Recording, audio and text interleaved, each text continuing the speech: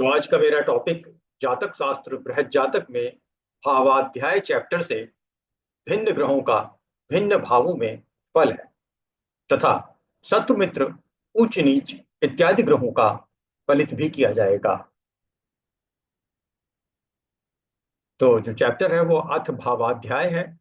इस भावाध्याय पाठ में भिन्न ग्रहों का भिन्न भावों में क्या फल होता है वह पढ़ेंगे।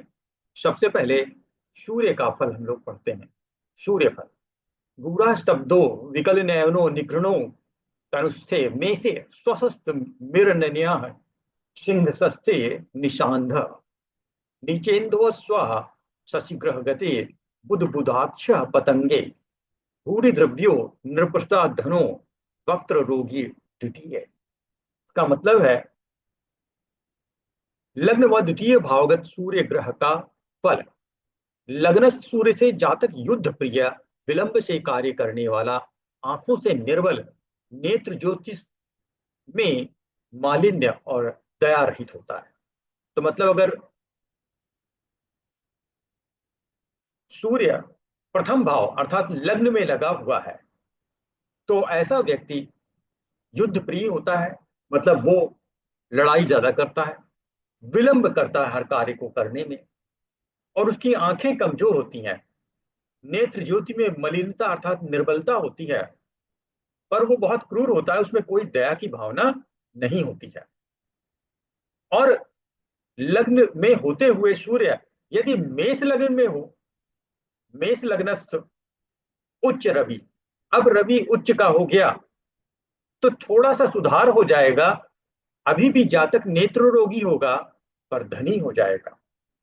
अगर सिंह लग्नस्थ होगा तो सिंह उसकी स्वराशि है, इसलिए स्वराशिस्थ सूर्य से जातक अभी भी रतौंधी रहेगी लेकिन धनी हो जाएगा। रतौंधी मतलब नाइट ब्लाइंडनेस। तुलागत, तुला में लग्नगत नीच सूर्य, अब तुला में सूर्य नीच का हो जाता है और लग्न में लगा है तो स्थिति और भी बुरी हो जाएगी, बहुत ही खराब स्थिति हो जाएगी और व्यक्ति इसमें आंखें दुर्बल नहीं बल्कि अंधा हो जाएगा और धन की जगह दरिद्र हो जाएगा। कर्क लग्नगत सूर्य से, अब अगर कर्क लग्न में है, चंद्रमा की लग्न में है, तो चंद्रमा जल राशि है, चंद्रमा की राशि कर्क राशि जल राशि है, इसलिए जल से रिलेटेड आंख के रोग हो जाएंगे, जिसे हम कहते हैं हिंदी में बुदबुद नेत्र, फूले हुए से ऐसे उसके अंदर पानी भरा है ऐसा आंख हो जाता है। इसे आंख में फुल्ली रोग कहते हैं। ये जल तत्व रोग होता है। द्वितीय भावगत सूर्य से जातक या जातिका विशेष धनी होते हैं, अर्थात दूसरे भाव में सूर्य अच्छा फल देता है, विशेष धनी होते हैं। समय समय पर राजदंड में राजा को धन दंड देना पड़ता है, अर्थात धनी होने के साथ साथ अर्थदंड आपके ऊपर लगेगा, आपको धन जमा करना पड़ेगा। राजा से धन का दंड होता है और जातक मुख रोगी भी होता है, मुंह में किसी तरह का रोग हो सकता है, मुख रोग। तो पहले भाव में तो सूर्य अच्छे फल नहीं देता है, अशुभ फल देता है अगर पहले भाव में है। द्वितीय में अच्छे देगा, धनी बनाएगा, लेकिन आपको मुख रोग भी देगा साथ में और अर्थदंड भी लगाएगा। अगला श्लोक जो है, मति विक्रम वास्त्री गे के विशुखा पीड़ित मानसस्य असुतो धनवर्जिता स्त्रिकोणे पलवाक्ष त्रुटि तस्व शत्रुयाति। अब यहाँ पे तृतीय चतुर्थ पंचम षष्ठ भावगत सूर्य का फल हम पढ़ेंगे। तृतीय सूर्य से बुद्धि संपन्न और पराक्रमी, क्योंकि तृतीय जो तीसरा स्थान होता है, तीसरा भाव वैसे भी ये पराक्रम का होता है, इसलिए यहाँ पे सूर्य अच्छा फल देगा और आपको बुद्धिमान भी बनाएगा, पराक्रमी भी बनाएगा। चतुर्थगत भाव में चतुर्थगत सूर्य से सुख विहीन उद्विग्न हृदय युक्त होता है। कहने का मतलब ये है कि चतुर्थ भाव सुख भाव है और ये जल तत्व प्रधान भाव है, क्योंकि यहाँ पे पाताल माना गया है। चौथा भाव पाताल होता है, दसवां भाव आकाश होता है। तो पाताल का मतलब हुआ जल और जल का मतलब हुआ, अब जल में सूर्य जैसी चीज डाल दी जाएगी, अगर सूर्य का ताप बहुत ज्यादा है तो विपरीत स्थिति होने के कारण इस घर में सूर्य अच्छे फल नहीं देगा और ये सुख से विहीन कर देगा, क्योंकि ये इसका नाम ही है सुख भाव। उद्विग्न हृदय, और वो हमेशा परेशान रहेगा, उसको मानसिक पीड़ा रहेगी, उद्विग्न हृदय रहेगा। पंचम में पुत्र और धन से हीन कर देता है, क्योंकि पंचम भाव भी सौम्य ग्रहों का भाव है। यहाँ पे शिक्षा, शिक्षा के साथ साथ संतान दोनों का भाव है। ये भी जल तत्व रहता है तो ज्यादा अच्छा फल देता है। और यहाँ पे सूर्य के आने से, सूर्य एक क्रूर ग्रह है, इस कारण से पुत्रहीन कर देगा, धनहीन कर देगा। षष्ठ भावगत सूर्य से जातक बलवान शत्रुहंता होता है। अब क्योंकि छठा भाव क्या है, छठा भाव पाप भाव है, जिसमें शत्रु और रोग का भाव माना जाता है। तो यहाँ पे एक क्रूर ग्रह आपको अच्छा फल देगा, और सूर्य क्या करेगा, बलवान हो जाएगा, और शत्रुहंता आपके शत्रुओं को खत्म कर देगा, आपके रोगों को खत्म कर देगा, क्योंकि रोग ही सबसे बड़े शत्रु होते हैं।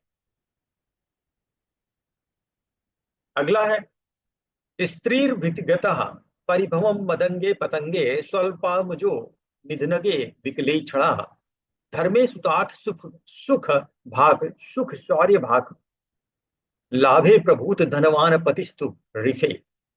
लग्न से सप्तम अष्टम नवम दसम एकादश और द्वादश भाव का सूर्य फल। सप्तम सूर्य से जातक स्त्री से अपमानित होता है, क्योंकि सप्तम भाव स्त्री भाव है, विवाह का भाव है। विवाह भाव में क्रूर ग्रह अच्छे फल नहीं देगा, और यहाँ क्या होगा, स्त्री से अपमानित होगा, स्त्री से हारेगा, क्योंकि सूर्य की ये सही जगह नहीं है। अष्टम भावगत सूर्य से जातक अल्प पुत्र, अष्टम भाव आयु भाव है, और यहाँ पे आयु कम कर रहा है ये, जबकि सूर्य जिंदगी देने का काम करता है, इसलिए यहाँ पे भी सूर्य पीड़ित होगा, इसलिए अल्प पुत्र कर देगा, अल्प संतानी कर देगा, दुर्बल नेत्र वाला कर देगा। नवम भावगत सूर्य से जातक धन पुत्र और जीवन से सुखी होता है, क्योंकि ये भाग्य भाव है, और सूर्य आत्म प्रधान है, आत्मा कारक होता है, इसलिए यहाँ पे सूर्य अच्छा फल देगा, और आपको मतलब धन भी देगा, संतान सुख भी देगा, और जीवन सुखी रहेगा। दसम भावगत सूर्य से, अब दसम भाव क्या है कि आपका पराक्रम का भाव है, आपके कर्म का भाव, आपके प्रोफेशन का हाउस है, आप क्या कार्य करते हैं उसका भाव है। और सूर्य यहाँ पे दिग्बली हो जाता है, दिशा उसकी बली है, ये उसकी बली दिशा है, क्योंकि आसमान में जब सूर्य होता है तभी वो रोशनी आपको देता है।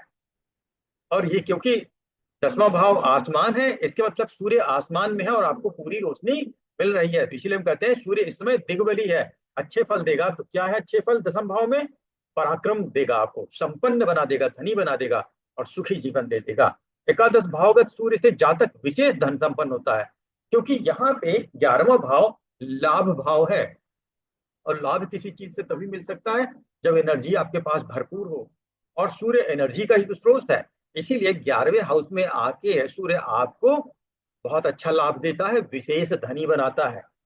द्वादश भावगत सूर्य जिस जातक का होता है वह अपने कर्माचरण से च्युत, च्युत का मतलब होता है रहित होता है, वो अपने कर्मों से रहित हो जाता है, अर्थात अकर्मण्य बन जाता है, कोई कर्म नहीं करता है। तो समरी देखा जाए तो उपचय भाव 3 6 10 11 द्वितीय तथा नवम में शुभ फल देता है, बाकी में अशुभ फल देता है। 3 6 10 11 को हम उपचय भाव कहते हैं, क्योंकि यहाँ पे जो भी चीजें होती हैं वो समय के साथ साथ बढ़ती चली जाती, तो यह उपचय भाव है।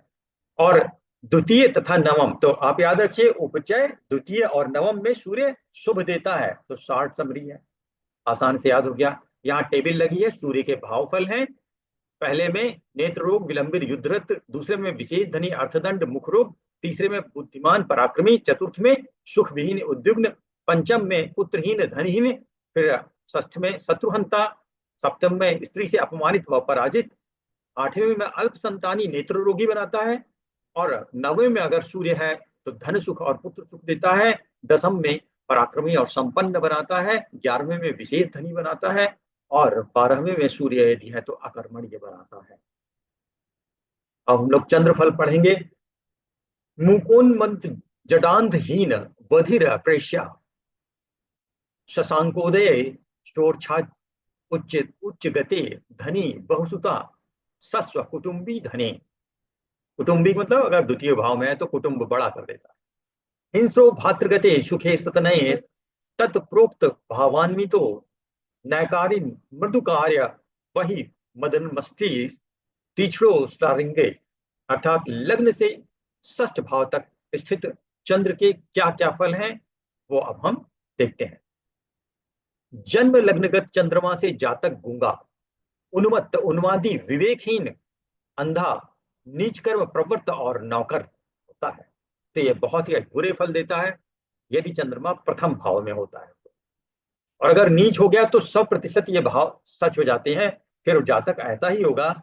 अगर नीच चंद्रमा प्रथम भाव में बैठ गया तो जातक गूंगा होगा, उन्मादी होगा, अचानक उसके जैसे अटैक पड़ेगा और कोई भी गलत कार्य कर जाएगा, उन्मत्त उन्मादी, विवेकहीन होगा क्योंकि वो बुद्धिहीन है, मूर्ख है, अंधा भी हो सकता है, गूंगा अंधा दोनों हो सकता है, नीच कर्म प्रवृत्त होगा और वो नीच कार्य करेगा।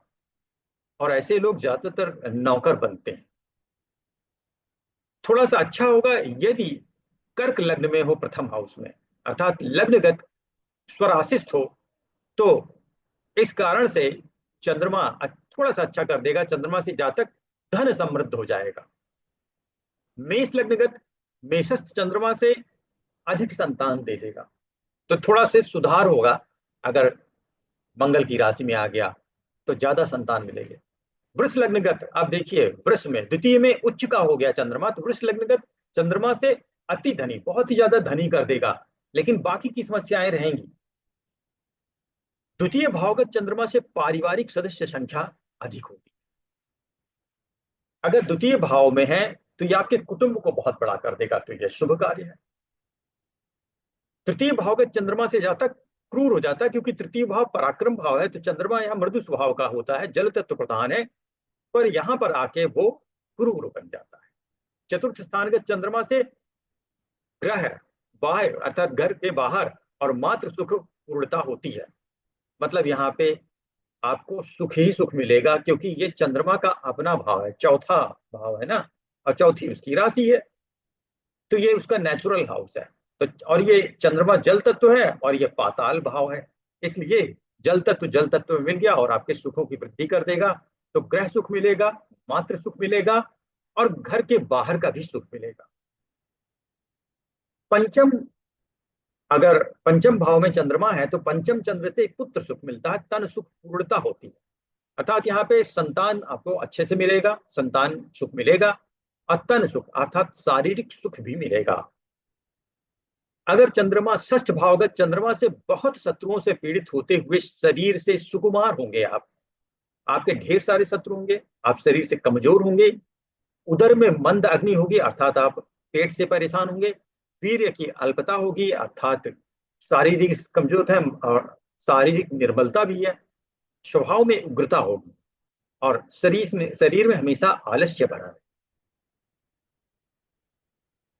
अगला श्लोक जो है चंद्रमा का ही है। ईर्ष्यो स्त्री व्रमदो, अर्थात सातवें भाव में यह ईर्ष्या पैदा करेगा। बहुमति व्याधिरदितो अष्टमे, अष्टम में आके यह आपको रोगी भी बनाएगा और बुद्धिमान भी बताएगा। सौभाग्यात्मा जमित्र बंधु धन भागा, धर्म स्थित शीतगौ, निरपत्ति समुपति, धर्म बंधन धशौर्य युता कर्मगे, हाथो भाव गुणान्वितो भगवते क्षुद्रो हीनो व्यय, व्यय हाउस में क्षुद्र बना देता है, अंगहीन बना देता है। तो अब आप चंद्रमा का सप्तम अष्टम नवम दसम एकादश और द्वादश भाव का चंद्रमा का फल जानने जा रहे हैं। सप्तमस चंद्रमा से जातक बड़ा ईर्ष्यालु और अत्यंत कामी होता है। आप यहां देख सकते हैं, अत्यंत ईर्ष्यालु, अत्यंत कामी, सप्तम में यदि चंद्रमा है तो। अष्टम भावगत इंदु से जातक रोग पीड़ित और बुद्धि संपन्न होता है, तो एक तो अच्छाई कर दिया, बुद्धिमान बनाया, पर रोगी भी दे दिया अष्टम भाव में। नवम भावगत जिस जन्म कुंडली में चंद्रमा होता है वह जातक धन, पुत्र, मित्र, बंधु बांधव इत्यादि के बहुत अच्छे और भाग्योदय का कारक होता है। तो यहाँ पे सारे अच्छे फल देता है चंद्रमा। नवे हाउस में धनी बनाएगा, भाग्यशाली बनाएगा और संतानी अर्थात संतान भी आपको देगा। दसम चंद्रमा से कार्य सिद्धिकारक अर्थात कार्य की सिद्धियां होंगी, आपको सद्बुद्धि देगा और आपको पराक्रमी बनाएगा। एकादश चंद्रमा से लाभवान और विख्यात होता है, आप देख सकते हैं एकादश में यह लाभवान और विख्यात बना देता है। द्वादशगत चंद्रमा से जातक अंगहीन क्षुद्र व्यक्ति होता है। यहाँ पे अगर 12वें हाउस में है तो आपका कोई अंग भंग हो सकता है, अंगहीन कर देगा और मानसिकता आपकी क्षुद्र स्वभाव की होगी, जिंदगी में परिवर्तन नहीं पसंद करेंगे, ऊंचाइयों को छूने की कोशिश नहीं करेंगे, छोटी छोटी चीजों में फंसे रहेंगे, क्षुद्र व्यक्ति बनाता है। बुध और मंगल का फल। लग्ने कुजे छतरनुगे नगे कदन्नो धर्मेद्वान दिनकर प्रतिमोन्य स्थे विद्वान धनी प्रखल पंडित मंत्र शत्रु धर्मज्ञ विस्तृत गुण करतोक वजी। लग्नादि द्वादश भावगत बुध मंगल का फल सबसे पहले बुध का बताएंगे। तो बुध के फल में लग्नगत मंगल से शरीर में घाव। मंगल पराक्रम का प्रतीक है, लड़ाई झगड़े शौर्य का प्रतीक है। तो अगर वो आपके किसमें भाव बैठ जाता, प्रथम भाव में, लग्नगत लग्न में आ गया। और लग्न क्या होता है, आपकी शरीर होता है। तो शरीर में पराक्रम दिखा देगा, शरीर में घाव दे देगा। इसलिए प्रथम भाव में घाव जरूर। अगर मंगल आपके प्रथम भाव में है तो आपको घाव जरूर मिलेंगे, शरीर छत विछत जरूर होगा। द्वितीय भाव से कुत्सित अन्न आप खाएंगे, कुत्सित अन्न भोजी अर्थात मांस मदिरा भोजी आप होंगे। नवमस्त से पापाचरण होगा। अगर मंगल आपका नवमें भाव में है तो वो पापी बन जाएगा, आपको पाप आचरण करा देगा, आप पापी बन जाएंगे। शेष यहाँ जो अनुक्त भाव हैं जिनको यहाँ बताया नहीं गया, उन भावों का शुभ अशुभ सूर्य ग्रह के शुभाशुभ फल की तरह समझना चाहिए। क्योंकि मंगल और सूर्य की प्रकृति एक है, दोनों अग्नि तत्व हैं, दोनों अग्नि प्रधान तत्व हैं। तो बाकी के आप ऐसे देख लीजिए, सूर्य के जैसा ही मंगल देगा। तृतीय में मंगल बुद्धिमान पराक्रमी बनाएगा, चतुर्थ में सुखविहीन उद्विग्न बनाएगा, पंचम में पुत्रहीन धनहीन बनाएगा, छठे में आके शत्रुहंता बना देगा, शत्रुओं का नाश कर देगा। सातवें में यदि ये है तो इसकी सही जगह नहीं है, क्योंकि इसका क्षेत्र है रण क्षेत्र। मंगल रण क्षेत्र में अपना फल देता है, ना कि सैया पे। यहाँ पे आके स्त्री से अपमानित व पराजित होगा। आठवें पे अल्प संतानी होगा और नेत्र रोगी होगा। नवे में आके पाप, क्योंकि यहाँ ये सूर्य के जैसा फल नहीं देगा, क्योंकि सूर्य राजा है और ये सेनापति है। सूर्य नवे में अच्छा देता है, यहाँ ये आपको पापी बनाएगा। बाकी 10वें में सूर्य के जैसा ही पराक्रमी और संपन्न बनाएगा। 11वें में भी सूर्य के जैसा ही विशेष धनी बनाएगा। और 12वें में आके सूर्य के जैसा ही अकर्मण्य बना देगा। अब बुध के फल आप देखें। लग्नगत बुध से जातक विद्या संपन्न विद्वान होगा। अगर बुध भगवान बैठे हैं प्रथम भाव में, लग्नगत हैं अर्थात प्रथम भाव में है, तो आपको विद्वान बना देंगे। द्वितीय में है तो आपको बहुत धनी बना देंगे। तृतीय है तो दुष्ट बना देंगे, चालाक बना देंगे, कपटी बना देंगे, क्योंकि बुद्धि देने का ये कार्य करते हैं। अब बुद्धि पराक्रम में लगाएंगे तो पराक्रम के लिए, क्योंकि ये बुद्धिमान व्यक्ति पराक्रम कैसे दिखा सकता है, दिमाग से। पराक्रम वो युद्ध क्षेत्र में अब लड़के तो नहीं कर सकता, हाँ बुद्धि से, इसलिए दुष्ट प्रवृत्ति हो जाएगा, चालाकी से हरा देगा। चौथे में ये पांडित्य देगा, आपको पंडित बना देगा किसी भी ज्ञान किसी भी चीज का। पांचवें में आपको राजमंत्री बना देगा, बहुत बड़ा पद दे देगा। छठे में शत्रु रहित कर, आपका कोई शत्रु नहीं होगा। क्यों? क्योंकि बुध जो है ना सौम्य ग्रह है, मृदुभाषी है। और ये छठा भाव उसका अपना नेचुरल भाव है, यहाँ आके वो अपने बहुत अच्छे फल देता है, उच्च का हो जाता है। इसलिए सभी आपके मित्र हो जाएंगे, क्योंकि ये भद्र राजयोग बना देता है। इसलिए जिसका भद्र राजयोग होता है तो उसका कोई शत्रु नहीं होता, उसके सब मित्र बन जाते हैं। तो शत्रु रहित। सातवें में धर्म ज्ञानी बना देता है। आठवें में आपको ये विख्यात कर देगा। नवे में धन व पुत्र सुख देगा। इसके मतलब बुध तो लगभग लगभग ज्यादातर हाउसेस में आपको सारे शुभ फल दे रहा है। 10वें में पराक्रमी और संपन्न बना देगा। 11वें में विशेष धनी बनाएगा। और 12वें में जाके सिर्फ अकर्मण्य बनाएगा। इसका मतलब बुध के फल पूरी कुंडली में सभी जगह अच्छा देता है, सिर्फ 12वीं को छोड़। तो ये आप यहाँ पे समझ सकते हैं, लग्नगत बुध से जातक विद्या संपन्न विद्वान, द्वितीय से धनी, तृतीय भावगत से खल या दुष्ट, चतुर्थ से पंडित, पंचम से राजमंत्री, षष्ठ से शत्रु रहित, सप्तम से धर्म ज्ञानी, अष्टम में विख्यात। और शेष भावों में सूर्य की तरह बुध भी फल देता है। अब हम लोग देखेंगे गुरु के फल। विद्वान सुवाच्य कृपण सुखो चा धीमान शत्रु पितृतोधिकश्च नीचस्थ पश्वी सधना सलाभा खलश्च जीवे क्रमशो विलग्नात्। तो लग्नादि द्वादश भावगत गुरु का शुभाशुभ फल क्या है ये आप देख लें। लग्नस्थ गुरु से जातक पंडित होता है। अगर लग्न में गुरु बैठा है तो आपका पंडित बना देगा, किसी शिक्षा में आपको पांडित्य दे देगा। द्वितीय गत से शोभन वाणी, बहुत अच्छी वाणी देगा द्वितीय में। अगर उच्च का हो गया तो बहुत ही मधुर वाणी दे देगा। तृतीयस्थ गुरु से जातक कृपण हो जाएगा तीसरे में, क्योंकि गुरु जो है शिक्षा का कार्य करता है। और तीसरा हाउस पराक्रम का है, तो गुरु यहाँ आके फेल हो जाएगा, क्योंकि वो तो शिक्षा देता है, पराक्रम तो दिखा नहीं सकता है। तो आप पराक्रम कैसे दिखाएगा? तो बुद्धिमान बुध ग्रह के जैसा ही गुरु भी काम करेंगे और कृपण बन जाएंगे। कृपण का मतलब होता है कंजूस बन जाना, तुम बन जाना, अनुदार, उदार नहीं होगा, दीनहीन बन जाना। इसको हम इंग्लिश में कहेंगे तो माइजरली मीन, इनटॉलरेंट बन जाना। तो वो पराक्रम नहीं दिखाएगा तो कंजूस हो जाएगा, सूम हो जाएगा, अनुदार हो जाएगा, या अपने को इनटॉलरेंट कर लेगा, अंतर्मुखी कर लेगा। चतुर्थ गत से सुखी जीवन देगा, क्योंकि इसका काम ही सुख देना और ये सुख भाव है, तो सुखी जीवन देगा। पंचम गुरु से विशेष बुद्धिमान आपको बनाएगा, क्योंकि ये बुद्धि का विकास करेगा ना, और ये एजुकेशन हाउस है। सच्च गुरु से शत्रु पर विजय प्राप्त कराता है, ये भी शत्रुहंता आपको बनाता है। सप्तम भावगत गुरु से जातक अपने पिता से अधिक गुण संपन्न होता है। सप्तम में अगर गुरु पहुंच गया तो अपने पिता से अधिक गुण संपन्न बना देता है। तो भाई याद रखिए, जिन जिन लोगों का गुरु सप्तम भाव में है, वो आप समझ लें कि आपके पापा जैसे थे, उससे भी आप आगे निकलेंगे। अष्टमस्थ गुरु से कुलोचित कार्य रहित नीच अनुचित कर्म करता है, अर्थात यहीं पे आके गुरु आपको पहला गलत फल दे देगा। अष्टम भाव में जब गुरु आएगा तो आपके कुल के लिए जो उचित कार्य है उसको ना करके अनुचित कार्य कर देगा, आपके कुल को बदनाम कर देगा। नवमगत बृहस्पति से विशेष तपस्वी बनाएगा, ये उसका अपना नेचुरल हाउस है। दसमस्थ गुरु से विशेष धनी आपको बनाता है। एकादश गुरु से विशेष लाभवान, और द्वादशस्थ गुरु से जातक क्रूर चेष्ट युक्त अर्थात दुष्ट होता है। तो दो हाउस में बृहस्पति अच्छे फल नहीं देता, 8वें और 12वें में। 12वें में आपको आके दुष्ट बना देता है और क्रूर भी बना देता है। शुक्र फल, शुक्र के क्या फल मिलते हैं आपको? स्मरण निपुणा सुखितश्च विलग्ने प्रिय कलुः स्थगे सुरतेप्सु तनय गते सुखितो भृगुपुत्रे गुरुगदतो साधनोन्त्यय। लग्नादि द्वादश भावगत शुक्र फल, लग्नगत शुक्र जात ग्रह का जातक काम कुशल और सुख प्राप्त करता है। अगर लग्न में शुक्र देव बैठे हैं तो आपको काम काम वासना में कुशल बनाएंगे और सुख की प्राप्ति कराएंगे।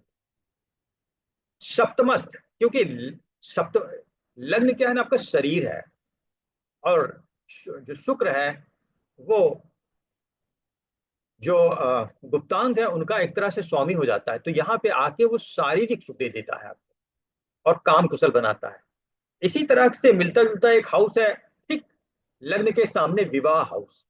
तो सप्तमस्थ शुक्र में स्त्री बल्लभ, स्त्री बल्लभ का अर्थ होता है स्त्री प्रेमी या स्त्री को प्रिय, ऐसा व्यक्ति बना देता है।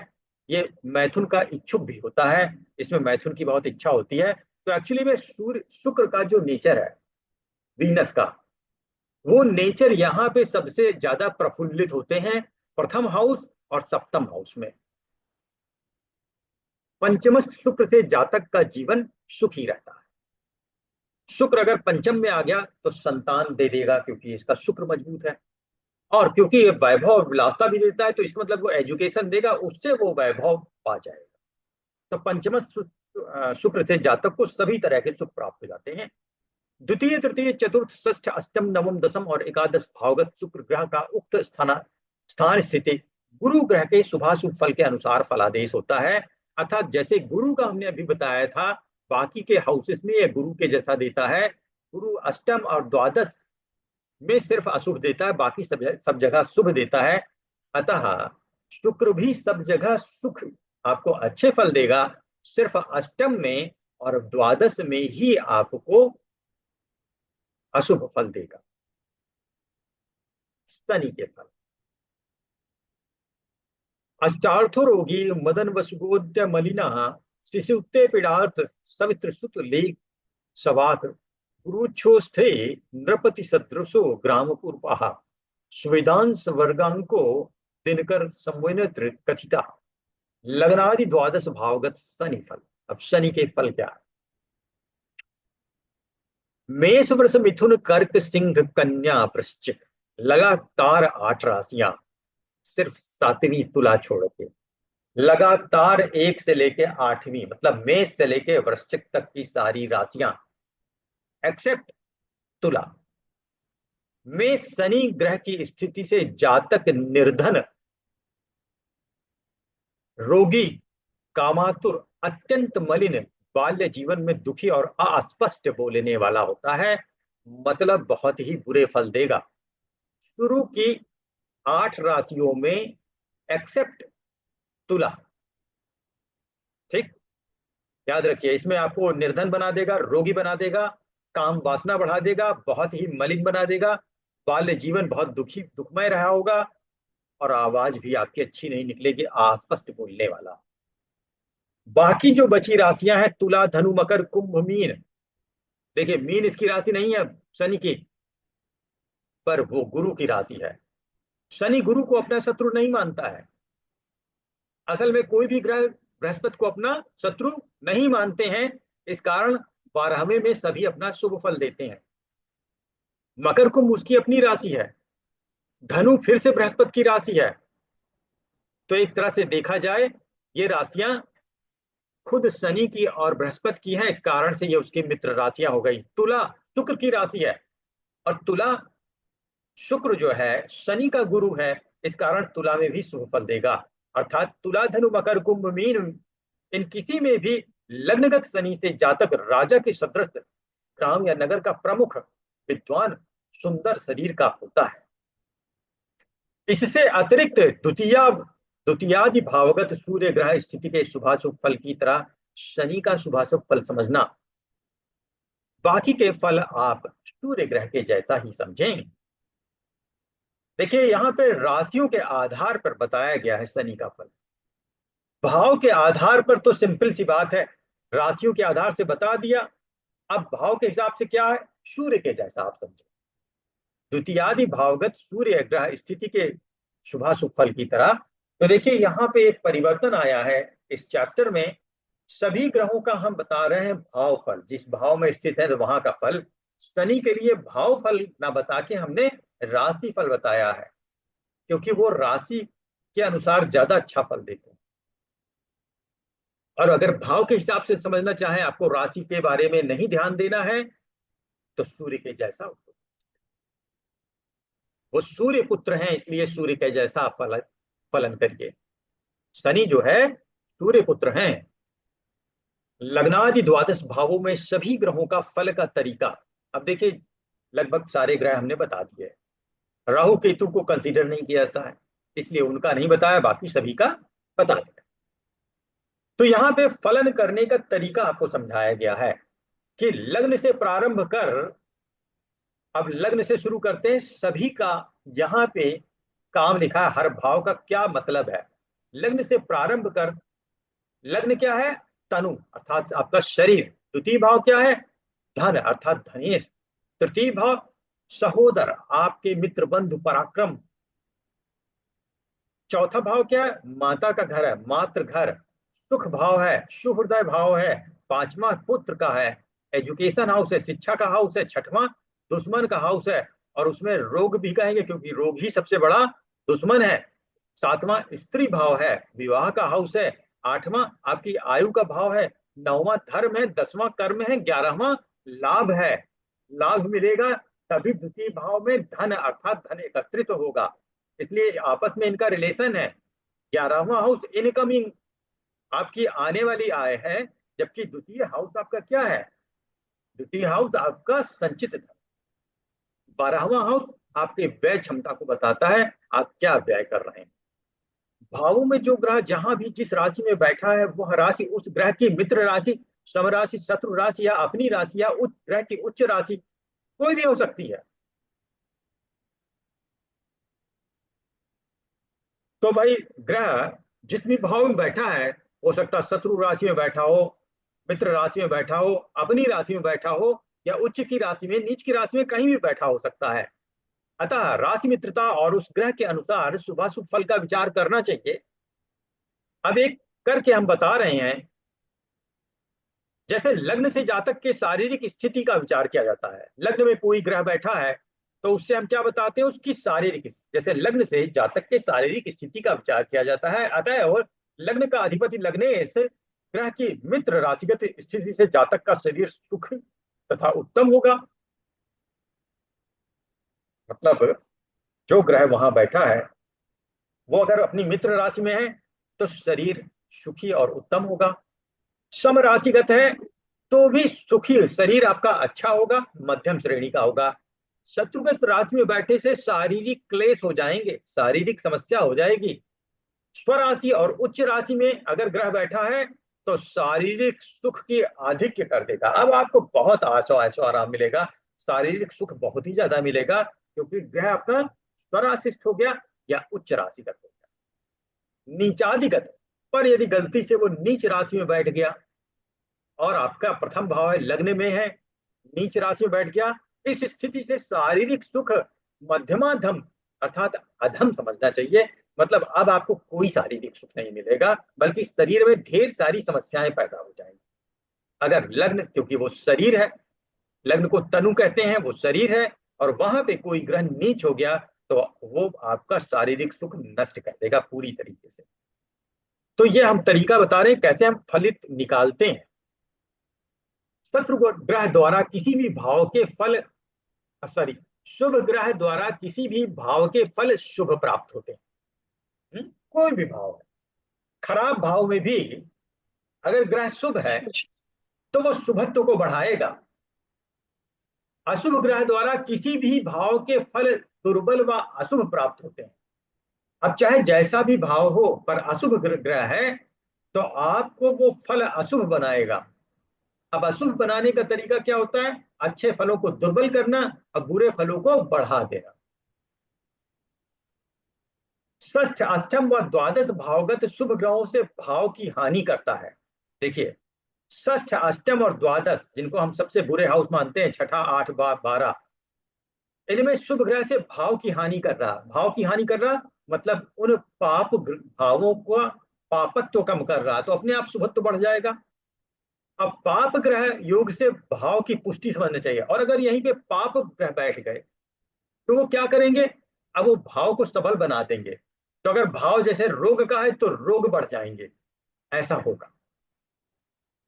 उदाहरणार्थ, अब उदाहरण दे रहे हैं, षष्ठ भावगत शुभ ग्रह से शुभ फल अर्थात शत्रु हानि भी कही जा सकती है, क्योंकि छठा भाव क्या है? शत्रु भाव। अब वहां पे शुभ ग्रह बैठा, और शुभ ग्रह वो भी अपनी राशि में बैठ गया या मित्र राशि में बैठ गया तो शुभ फल बढ़ा देगा। अब वो आपको शुभ फल कैसे देगा? वहां तो शत्रु रहते हैं, अब वो देना चाहता है शुभ फल, तो वो शत्रु की हानि कर देगा। कैसे करेगा? स्थितियां ऐसी बनाएंगी कि आपका शत्रु खुद ही मुसीबत में फंस जाएगा और रण छोड़ के भाग जाएगा। तो यहाँ पे भी प्रतिरोध। आपको शुभ ग्रह से शुभ फल मिल गए। इसी तरह से षष्ठ भावगत अशुभ ग्रह से अशुभ फल अर्थात शत्रु लाभ, मतलब शत्रुओं का बढ़ जाना भी कही जा सकता है। तो अगर छठे भाव में, जो कि शत्रु भाव है, और अशुभ ग्रह बैठ गया, अब वो ऐसी राशि में बैठा कि और ज्यादा पीड़ित हो गया है, तो अब वो क्या करेगा? अशुभ फलों को बढ़ाएगा। और अशुभ फल बढ़ाने के लिए वो क्या करेगा? वो आपके शत्रु और बढ़ा देगा, तो जिससे आपकी शत्रुता खूब बढ़ जाए और आपको खूब अशुभ फल मिले। इसी को हम कह सकते हैं शत्रु लाभ, मतलब शत्रुओं का बढ़ना। और जो शत्रु बढ़ जाएंगे तो आपका नुकसान ही होता जाएगा, आपको अशुभ मिलता जाएगा। विशेष फल अब हम बताने जा रहे हैं यहाँ पे। विशेष फल क्या है? यदि ग्रह अपने उच्च में हो तो उक्त फल संपूर्ण मात्रा में है। अगर कोई ग्रह अपने उच्च राशि में बैठा है तो चार चरण है, जैसे ये है यहाँ पे, चारों चरण पूरा ऑरेंज हो गया, चारों चरण का फल देगा, अच्छे, सबसे अच्छा फल देगा। मूल त्रिकोणगत ग्रह का शुभ फल तीन चरण मिलता है, चार चरणों में से तीन हिस्से मिल जाएंगे, 75% आपको मिल जाएगा। फिर स्वराशिस्त ग्रह का शुभ फल आधा मिलता है, 50% मिलेगा, यहाँ लिखा हुआ है। मित्र राशिगत में अगर ग्रह बैठा हुआ है तो शुभ फल एक चरण देगा, 25% शुभ फल मिलेगा। इस तरह से शुभ फल की प्राप्ति समझनी चाहिए। तथा विपरीत फलादेश की भी बात स्वयं सिद्ध हो जाती है। तो ये तो था शुभ ग्रह अच्छे बैठ गया, है ना।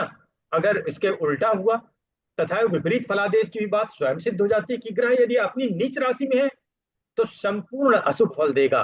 मतलब चार के चारों चरण आपको नेगेटिव देगा, -4/4, सारे चरण नेगेटिव, 100% लॉस देगा।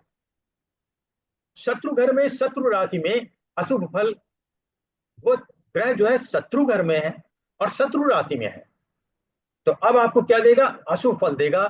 चार चरणों में से तीन चरण आपको अशुभ दे देगा, 75% अशुभ देगा। सिर्फ शत्रु राशि में बैठा है तो आधा अशुभ देगा, 50%। और सिर्फ शत्रु घर में बैठा है तो अशुभ फल एक चरण के बराबर सिर्फ 25% अशुभ देगा, बाकी अच्छा देगा। नोट, उच्च और मील मूल त्रिकोण में सभी ग्रह द्वारा अशुभ फल का अभाव समझकर शुभ फलादेश किया जाना चाहिए, क्योंकि ये दो चीजें जो उच्च बताया जाता है और मूल त्रिकोण बताया जाता है, अगर उच्च है तो चाहे शुभ ग्रह हो अशुभ ग्रह हो सभी शुभ देने लगते हैं, उस भाव के सारे अच्छे फल आपको बढ़ा देंगे, और जो उस भाव के बुरे फल है उनको घटा देंगे। चाहे पापी ग्रह भी क्यों ना हो, अगर उच्च का है तो आपको सिर्फ अच्छा देगा, बुरा रोक देगा। इसीलिए उच्च होना बहुत अच्छी बात माना जाता है। इसी तरह से ग्रह अगर मूल त्रिकोण का है तो चाहे पापी ही ग्रह क्यों ना हो, पर अब वो आपको 75% शुभ देगा और अशुभ को घटा देगा 75%, सिर्फ 25% अशुभ रह जाएगा। तो इस तरह से फलादेश करना चाहिए। तो आज के टॉपिक में हमने आपका भावाध्याय चैप्टर बृहत जातक का कंप्लीट कर दिया है। जी सर। अच्छा सर, तुला लग्न में तुला है और मून बैठा है तो क्या मानेंगे? क्योंकि मून तुला तो में मूल प्रथम लग्न में तो अच्छा फल देता